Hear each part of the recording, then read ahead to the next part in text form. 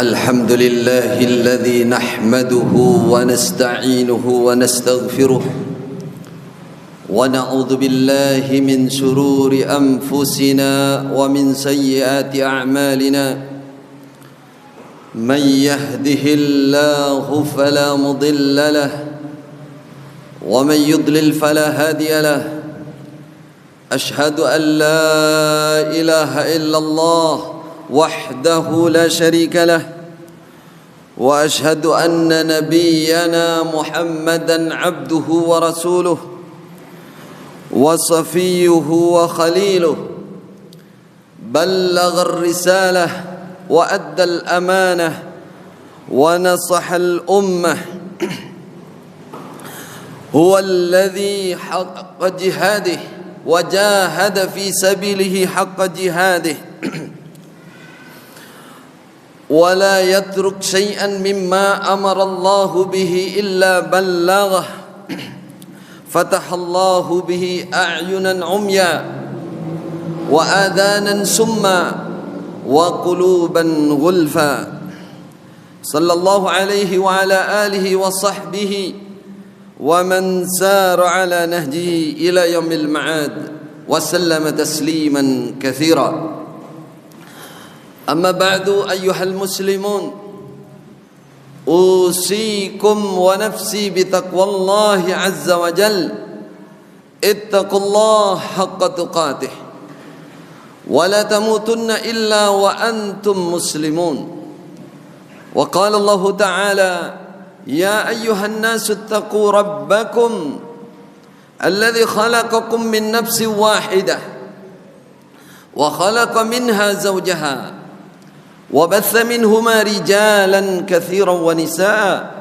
واتقوا الله الذي تساءلون به والأرحام إن الله كان عليكم رقيبا وقال الله تعالى يا أيها الذين آمنوا اتقوا الله وقولوا قولا سديدا يصلح لكم أعمالكم ويغفر لكم ذنوبكم ومن يطع الله ورسوله faqad faza fawzan azima. Saudaraku kaum muslimin rahimakumullah, semoga Allah selalu menunjukkan kita, semoga Allah selalu merahmati kita. Marilah kita syukuri nikmat Allah, nikmat Islam, nikmat iman, nikmat tauhid, nikmat ikhlas di dalam beramal. Ikutilah sunnah Rasulullah sallallahu alaihi wasallam. Laqad kana lakum fi Rasulillah uswatun hasanah.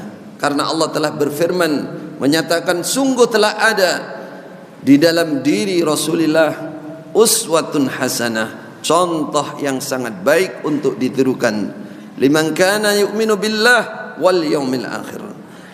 Di antara sunnah Rasulullah sallallahu alaihi wasallam atau tujuan utama Rasulullah diutus di muka bumi ini adalah menyempurnakan akhlak. Innama bu'ithtu liutammima makarimal akhlak. Sungguh aku diutus, kata Rasulullah, bukan hanya membawa akidah, bukan hanya membawa ibadah, tapi ada hal yang juga penting untuk menjadi perhatian dari risalah Rasulullah sallallahu alaihi wasallam adalah akhlakul karimah. Rasulullah sallallahu alaihi wasallam disebut sebagai Nabiur Rahmah, Nabi yang penuh kasih sayang. Agamanya yang dibawa oleh beliau disebut agama Islam yang datang menjadi rahmatan lil alamin. Sungguh nikmat, sungguh keagungan yang tinggi jika seorang muslim dapat mengikuti sunnah akhlaqiyah dari Rasulullah sallallahu alaihi wasallam. Yang pertama dan utama, bagaimana diri beliau menjadi orang yang sangat menyayangi umat ini. Rasulullah menjadi orang yang sangat sayang, rahmat hatta kepada makhluk apapun, kepada benda mati, kepada tanaman, kepada gunung. Ketika Rasulullah kembali dari perjalanan, beliau melihat gunung Uhud terhampar di hadapan. Beliau menyatakan, "Hadza jabalun yuhibbuna wa nuhibbuh." Ini adalah gunung yang mencintai kita dan kita cinta gunung ini. sayang kepada gunung. Ketika Rasulullah sallallahu alaihi wasallam dalam suatu perjalanan, ada seekor burung terbang berputar-putar di kepala beliau. Lalu beliau memanggil para sahabat, siapa di antara kalian yang telah menganiaya burung ini? Para sahabat semua terdiam. Kami telah menganiaya apa? Kami tidak ngapa-ngapain burung itu. Kata Rasulullah, burung ini menangis lapor kepadaku bahwa anaknya kalian ambil. Baru datanglah sahabat, satu orang membawa anak burung ini, wahai Rasulullah. Kata Rasulullah, irhamu man fil ardi yarhamkum man fis sama. Sayangi orang apa saja di muka bumi ini, maka kalian akan disayangi oleh Allah dan yang ada di langit sana, yang di atas sana. Subhanallah. Kembalikan anak burung itu kepada induk burung ini, disangkarnya. Setelah dikembalikan, kembalilah burung itu ke tempatnya. Pernah terjadi suatu saat di Madinah, ketika beliau Rasulullah sallallahu alaihi wasallam berada di dalam Masjid An-Nabawi. Datanglah seekor serigala, datang mendekat ke Masjid Nabawi, ke kota Madinah. Sehingga orang Islam saat itu pada ketakutan, karena serigala itu membahayakan, itu lebih bahaya terkamannya daripada harimau. Datanglah seekor hari raya, mereka berlarian, mereka geger mendatangi Rasulullah sallallahu alaihi wasallam. Kata Rasulullah, tidak usah takut, bukan kebiasaan dia datang ke tempat kita. Lalu keluarlah Rasulullah dari dalam masjid, mendapati serigala itu berhenti di garis depan masjid dan dia bersimpuh di depan Rasulullah sallallahu alaihi wasallam. Tidak lama Rasulullah kembali kepada para sahabat, siapa di antara kalian yang telah mengambil haknya serigala itu? Serigala ngerti bahwa Rasulullah adalah orang yang sangat cinta kepada siapapun, sayang kepada siapa. Dia lapor kepada Rasulullah. Dia mengatakan, hak saya diambil oleh salah satu sahabat, wahai Muhammad, wahai Nabi Allah. Rasulullah mengatakan, dalam beberapa pertemuan sudah dijelaskan oleh Rasulullah bahwa orang yang mengembala kambing, ketika kambingnya terpisah dari kambing lain 100, 200, 1000 ekor, orang Arab kalau mengembala seperti itu. Ada kambing terpisah satu, mencil satu. Itulah haknya serigala. Kalau sudah ditangkap oleh serigala, jangan diambil, karena itu sudah haknya serigala. Salahnya yang menjaga dia tidak hati-hati sehingga ada kambing yang lepas. Sehingga serigala itu datang kepada Rasulullah minta haknya. Adakah di antara kalian yang telah mengambil haknya serigala? Majulah seorang sahabat, saya wahai Rasulullah. Ketika dia menerkam kambing saya yang sudah mencil, sudah berpisah jauh dari rombongannya dan sudah hilang lama, saya mendapati serigala itu sedang menerkam. Maka saya lawan serigala itu dengan tongkat saya, dengan tombak saya, sehingga dia lari, dan saya ambil kambing yang sudah dia makan sedikit itu. Subhanallah. Setelah itu Rasulullah kembalikan itu haknya dia. Ambil kambing yang dimakan tadi. Setelah diambil, diberikan, pergilah serigala tersebut. Ini menjadi gambaran, saudaraku umat Islam rahimakumullah, bahwa Rasulullah sallallahu alaihi wasallam, agama Islam kita mengajarkan kasih sayang. Tidak boleh ada penganiayaan terjadi sedikit pun. Dilarang dalam Islam menganiaya, apalagi sesama umat Islam. Hukumnya haram. Allah dalam hadis qudsi menyatakan, ya ibadi inni haramtu dzulma ala nafsi wa haramtuhu alaikum fala tadzalamu. Wahai hamba-hambaku, kata Allah, aku mengharamkan penganiayaan terhadap diriku sendiri. Aku tidak akan pernah menganiaya siapapun. Laisa bidzallamin lil abid. Allah tidak pernah menganiaya hambanya. Apa buktinya? Banyak. Banyak sekali buktinya. Ketika kita berbuat keburukan satu, maka balasannya hanya satu. Wa jazaa'u sayyi'atin sayyi'atun mithluha. Adapun kebaikan yang kita perbuat, berapa balasannya? Wal hasanatu bi'ashri amsalihha. Satu kebaikan dilipatkan 10 kali lipat kebaikan. Itulah bukti Allah tidak pernah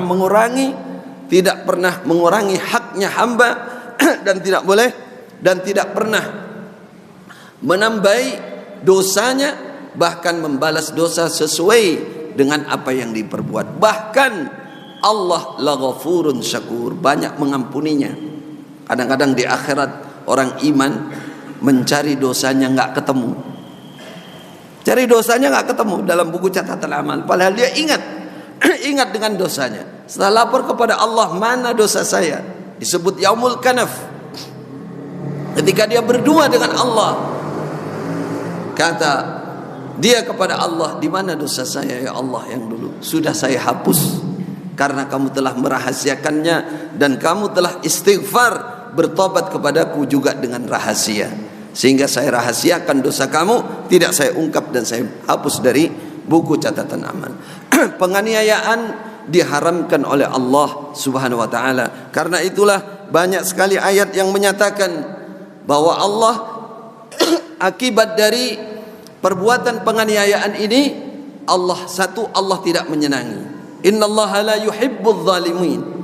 Allah tidak meridai, tidak mencintai orang yang berbuat kezaliman, penganiayaan sekecil apapun. Allah tidak mencintai. Yang kedua, innallaha la yahdi al-qaumadz zalimin. Allah tidak memberikan petunjuk kepada kaum yang zalim. Allah tidak akan memberikan petunjuk kepada hal-hal yang baik terhadap orang yang melakukan kezaliman. Yang ketiga disebutkan innahu la yuflihudz zalimun. Orang-orang yang zalim, orang-orang yang menganiaya itu tidak akan pernah mendapatkan keberuntungan.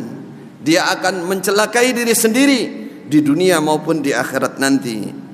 Yang lebih parah lagi, saudaraku kaum muslimin rahimakumullah, orang yang biasa zalim oleh Allah di dunia sampai di akhirat tidak mendapatkan pengampunan, bahkan tidak ditunjukkan besok di akhirat kecuali ke jalan neraka jahanam. Dalam neraka jahanam, innal ladzina kafaru wa zalamu lam yakunillahu liyaghfira lahum wala liyahdiyahum tariqa illa tariqa jahannam. Orang-orang yang kafir dan biasa berbuat zalim, menganiaya sesama makhluk, lam yakunillahu liyaghfira lahum, Allah tidak akan mengampuni mereka. Wala liyahdahum sabila, Allah tidak juga menunjukkan tariqa, jalan, illa tariqa jahannam, kecuali jalan menuju neraka jahannam. Orang yang berbiasa berbuat zalim, ilhamnya, pikirannya selalu zalim, selalu yang buruk-buruk, selalu yang mengarah kepada jalan neraka jahannam. Kaum muslimin rahimakumullah, ancaman yang lebih berat lagi di dunia ini yang telah kita dengar dari sabda Rasulullah sallallahu alaihi wasallam, bahwa perbuatan zalim itu akan datang siksanya, akan datang balasannya, tidak ditunda oleh Allah ketika orang yang dianiaya berdoa. Karena itulah Rasulullah berpesan, ittaqi da'watal mazlum, ittaqi da'watal mazlum, jauhi, takutlah kalian doanya orang yang teraniaya. Fa innahu laisa bainahu wa bainallahi hijab, laisa bainaha wa bainallahi hijabun. Doa orang yang dizalimi tidak ada pembatas, tidak ada pagarnya, tidak ada hijabnya antara doa ini dengan Allah Subhanahu wa taala. Dalam riwayat Imam Ahmad disebutkan, ittaqu da'watal mazlum walau kana kafira. Hindari, jauhi doanya orang yang teraniaya, walaupun yang dianiaya itu orang kafir sekalipun. Tadi kita sudah buat gambaran bagaimana Rasulullah menyayangi hewan sekalipun. Adakah manusia lebih rendah daripada hewan? Tidak ada. Manusia lebih tinggi derajatnya, hewan saja disayangi, tidak boleh dianiaya. Bagaimana manusia? Walau kana kafira, kata Rasulullah, walaupun dia orang kafir. Sungguh dalam sebuah riwayat dalam Tirmidzi disebutkan bahwa doa orang yang zalim itu walaupun sudah lama Allah berjanji pasti menolong. Disebutkan dalam riwayat bahwa ada 3 doa yang tidak pernah ditolak oleh Allah. Yaitu doa imam yang adil, yang kedua orang yang berpuasa sampai dia berbuka, yang ketiga doanya orang yang dianiaya. Yarfa'uha fawqal ghamam, doa orang teraniaya itu diangkat sampai di atasnya mendung sana. Setelah sampai di atas mendung, wa futihat laha abwabus sama, pintu-pintu langit yang besar itu dibuka untuk menerima doanya orang yang dianiaya. Lalu Allah berfirman, wa izzati la ansurannaki walau ba'da hin, demi kemuliaanku saya pasti menolong kamu walaupun masanya tertunda agak lama. Tapi doanya orang yang teraniaya itu pasti terkabul. Banyak kisah nyata. Ketika kami berada di Saudi Arabia sana, mendengar sendiri kisah nyata orang zalim dibalas langsung oleh Allah sesuai dengan doanya yang dizalimi. Ada orang tabrak lari di depan perkantoran di dekat Masjidil Haram sana. Ada seorang laki-laki, dia mencari kerja berhari-hari, masuk kantor demi kantor. Ketika dia keluar dari sebuah perkantoran, dia ditabrak orang. Kemudian karena tabrakan ini sangat cepat, dia mati langsung di tempat. Lalu yang nabrak ini punya kesempatan untuk lari, akhirnya dia lari, tabrak lari. Tapi polisi yang canggih, dia mencari alamat, mencari nomor, akhirnya orang ini ketangkap juga. Setelah dia ketangkap, maka dibawa ke mahkamah. Mahkamah itu ke pengadilan. Kalau di sana pengadilan Islam. Sana pembunuhan yang dianggap tidak sengaja harus membayar namanya denda. Denda itu 100 ekor unta. Kalau diuangkan ya kali kurang lebih 2000 rial, kurang lebih 2M sekian. Kurang lebih. Itu di sana seperti itu hukum. Ketika orang ini dipanggil, lalu dia dengan bukti yang palsu, dia menyatakan bahwa dia tidak mampu membayar denda. Akhirnya sementara dia dibebaskan oleh hakim ini, karena dia menyatakan bahwa dia tidak mampu membayar diat, sambil dia menunggu barangkali suatu saat nanti ada kemampuan. Ternyata dia dusta. Beberapa bulan kemudian, kurang lebih 6 bulan kemudian, polisi yang menolong mayat yang ditabrak lari itu menemukan tabrakan lagi di tempat itu dan mati juga. 6 bulan, dalam 6 bulan. Ternyata apa saudara? Setelah dilihat, ternyata yang mati itu ditabrak di tempat itu ya orang yang nabrak lari itu. Kenapa demikian? Karena yang mati dulu ditabrak lari itu adalah suami seorang yang sudah tidak punya keluarga lagi. Dia hanya punya anak kecil. Ketika dia berbohong yang tabrak lari itu, maka istri ini berdoa kepada Allah, ya Allah, dia telah menganiaya kami. Kami tidak punya siapa-siapa lagi. Kalau dia bohong maka balaslah sesuai dengan perbuatan dia. Maka 6 bulan kemudian terjadilah tabrakan di situ juga, mati juga. Sehingga polisi ini karena melihat ini orang punya mobil, ya, punya mobil, akhirnya mobilnya disita sama polisi, dibawa ke mahkamah, dilaporkan kejadiannya. Akhirnya mahkamah memutuskan bahwa mobil ini dan harta dia yang lain sebagai denda yang harus diserahkan kepada istri yang telah ditabrak pertama kali. Ini contoh kejadian nyata dan banyak sekali kalau kita mau melihat kanan kiri kita. Kenapa? Kenapa demikian? Karena Rasulullah sallallahu alaihi wasallam telah mengatakan bahwa doanya orang yang teraniaya tidak akan ada hijab antara Allah dan antara doa tersebut. Karena itulah Rasulullah memotivasi kita semua untuk selalu menolong saudara kita.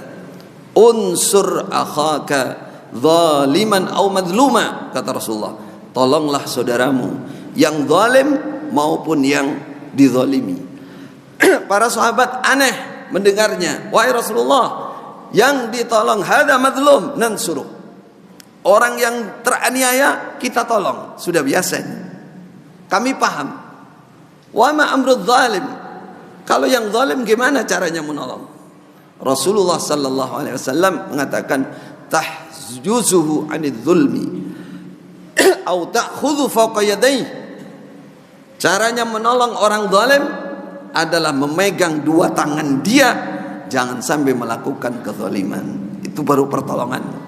Jangan diam ketika kita melihat, ketika punya kekuatan, ketika kita punya kekuasaan terjadi kezaliman, lalu kita biarkan saja dan zalim itu merajalela, maka Allah mengancam akan menurunkan siksa yang meratakan untuk semua kawasan tersebut. Ketika seseorang melakukan kezaliman, penguasa berbuat zalim, para pejabat berbuat zalim, orang kaya berbuat zalim, orang yang menjadi pemimpin berbuat zalim, sehingga tersebar banyak kezaliman. Bagi siapa yang mampu mengingatkan dan merubah kezaliman kok diam saja, maka Allah a'ammahumullah bi'adzab. Suatu saat Allah akan mendatangkan siksa, Allahu a'lam berupa apa yang akan mengenai semuanya. Maka berjuanglah kita, ikutilah sunnah Rasulullah sallallahu alaihi wasallam. Pertama, jangan jadi orang zalim. Jangan menganiaya siapapun sedikit pun. Tolonglah orang yang dizalimi dan cegahlah orang yang ingin berbuat kezaliman. Aqulu qawli hadza wa astaghfirullahal azim li wa lakum min kulli dhanbin wa khati'ah fastaghfiruhu innahu huwal ghafurur rahim.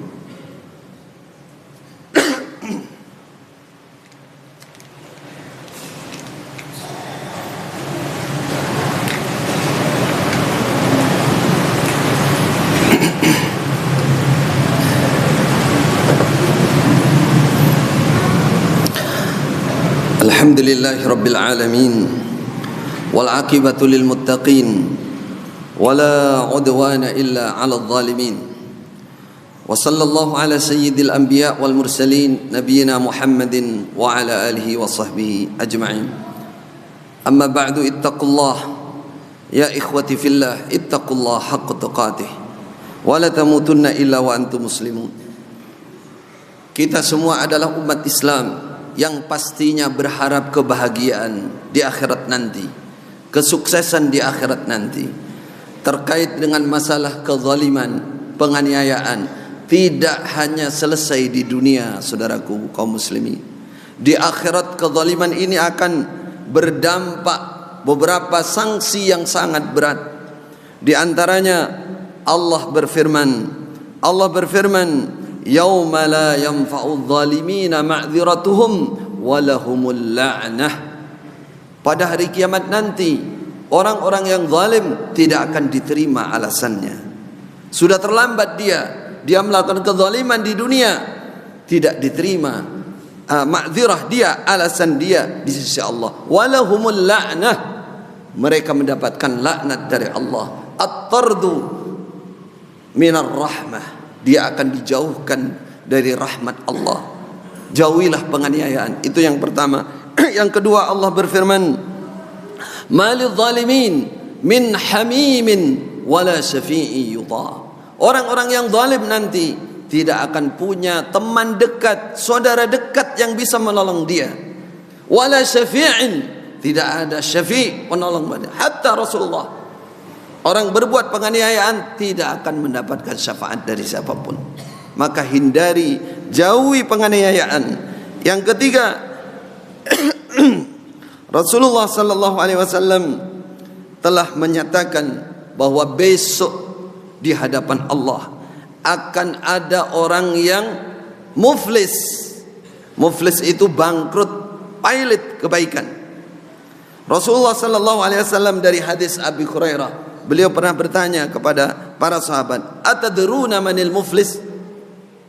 Kalian tahu enggak siapa yang dimaksud orang yang bangkrut itu? Menurut kalian? Mereka mengatakan, innal muflis fina man la dirham lahu wala mata'. Orang yang bangkrut di kalangan kami menurut kami adalah orang yang sudah tidak punya uang lagi, sudah tidak punya harta lagi, habis. Itu namanya bangkrut. Apa kata Rasulullah sallallahu alaihi wasallam? Innal muflis min ummati ya'ti yaumal qiyamah bi salatin wa siyamin wa zakah. Sesungguhnya orang muflis di antara umatku adalah orang yang besok datang di hari kiamat. Dia datang membawa pahala solat, solatnya lengkap. Dia datang membawa pahala zakat, zakatnya lengkap. Dia datang membawa pahala puasa. Namun kata Rasulullah sallallahu alaihi wasallam, wa ya'ti, dan dia juga datang qad syatama hada. Di dunia dulu pernah mencela, misui seseorang, sesama muslim. Wa qadhafa hadza, pernah menuduh zina orang lain, menuduh orang lain berbuat keburukan padahal tidak. Wa akala mala hadza, dia telah makan harta orang lain, dia menganiaya orang lain, mengambil harta orang lain dengan tidak halal. Wa safaka dama hadza, dia membunuh orang, menganiaya, membunuh orang. Wa daraba hadza, dia telah memukul orang lain yang tidak bersalah. Artinya dia banyak berbuat kezaliman. Akhirnya apa yang terjadi? Yang teraniaya satu persatu berbaris meminta kebaikannya, meminta kebaikannya. Kalau kebaikannya sudah habis, yang teraniaya banyak, menganiaya orang satu kampung. Bisa pemimpin kampung menganiaya orang satu kabupaten. Bisa dia orang kaya menguasai perekonomian orang sak kabupaten, bisa terjadi. Maka besok orang yang teraniaya itu akan berbaris-baris mengambil kebaikannya, Kalau sudah habis kebaikannya, maka akan ditimpakan keburukan kepada dia. Contoh bahwa besok akan dibalas hari kiamat sekecil apapun penganiayaan. Rasulullah sallallahu alaihi wasallam pernah ketika para sahabat yang hijrah ke Habasyah datang pulang ke Madinah bertemu Rasulullah sallallahu alaihi wasallam. Apa kata Rasulullah? Tolong ceritakan kepadaku kejadian apa yang sangat berkesan bagi kalian ketika kalian berada di Habasyah. Kata mereka, salah satu pemuda maju, iya wahai Rasulullah, kami mendapati kejadian yang sangat mengesankan kami.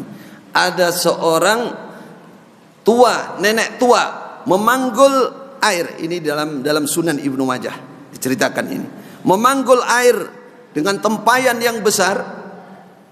Ketika dia memanggul air, dia wanita tua ahli ibadah, orang Nasrani tapi ahli ibadah. Lalu ada seorang pemuda dari belakangnya mendorong dia. Lalu dorong, nenek ini jatuh. Kemudian tempayan yang dibawa yang penuh air itu jatuh dan pecah. Apa kata nenek itu?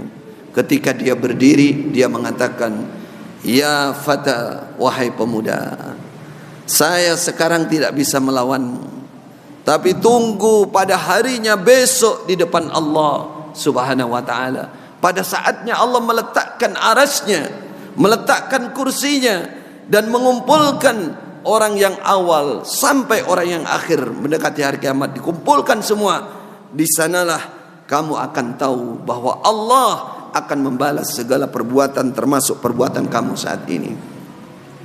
Itulah yang paling mengagetkan. Para sahabat itu kalau dibicarakan tentang akhirat, merekalah orang yang paling semangat untuk memahami kebenaran itu. Apa kata Rasulullah sallallahu alaihi wasallam setelah mendengar cerita sahabat ini?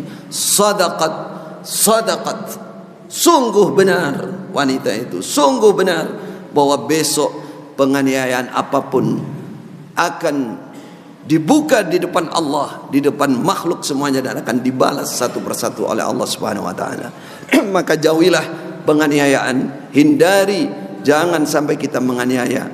Ataupun kalau kita terlanjur penganiaya, maka segera datangilah orang yang teraniaya sebelum datang ajal pati kita, sehingga besok di akhirat tidak direbut kebaikan kita atau kita tidak ditimpakan keburukan dia. Hadza wallahu a'lam.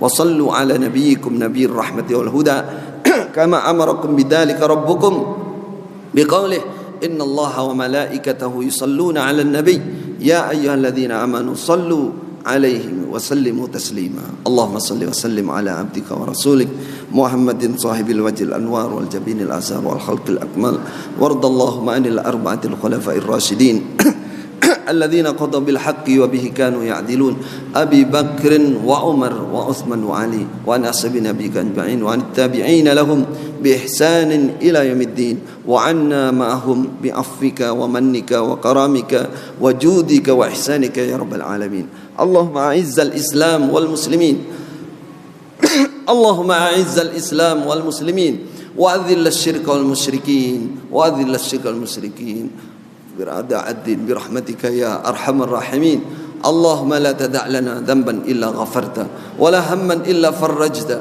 ولا كربا إلا نفسته ولا دينا إلا قضيته ولا مريضا إلا شفيته ولا حاجة من حوائج الدنيا أو الآخرة هي لك رضا ولا فيها صلاة إلا أنتنا على قضائها ويسرتها لنا برحمتك يا أرحم الراحمين ربنا آتنا في الدنيا حسنة وفي الآخرة حسنة وقنا عذاب النار أقم الصلاة